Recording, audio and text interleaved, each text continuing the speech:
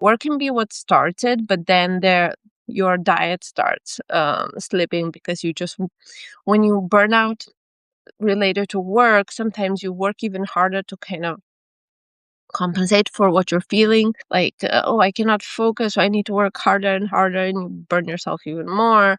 And then you forget about diet, forget about breaks, forget about everything. And then you're kind of this robot on the brink of breaking down physically. So there can be many different parts of your life that are misaligned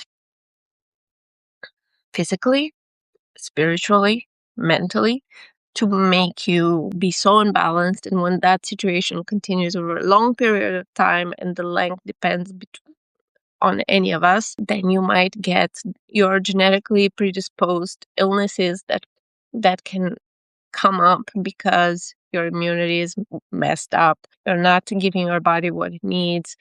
Maybe if you're on medication, you forget to take your medication. Everything is just out of whack. And it's just a situation that kind of spirals out of control. And then you're burnt out. But what I want to say is there's hope on the other side. Because if you really take burnout seriously and not say, okay, 2-week vacation and I'm done, and you really make the life changes little by little. I'm not saying quit everything, go to a monastery, nothing like that. But you need some time off to think seriously about what you're doing and not scroll the internet. That you can watch podcasts or listen to podcasts, even better, about wellness and things like that, just to inspire you to do things better for yourself and make little steps.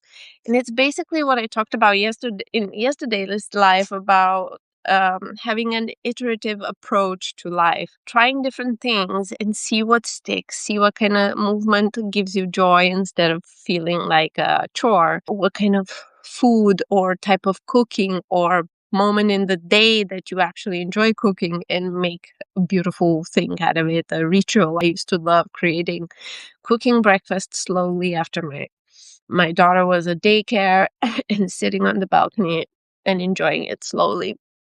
So, finding those things that bring you joy, that bring you peace, that kind of center you, and making sure you have these things in your life regularly. This publication that I have here, my main publication, is called Me Time. And I always say the Me Time saved my life. And it was this principle exactly, the fact that I reclaimed my time. I took as much of it back to myself. I took a leave from work. I focused on myself. I remove from my calendar all the things that were stressing me out, and I just stripped everything down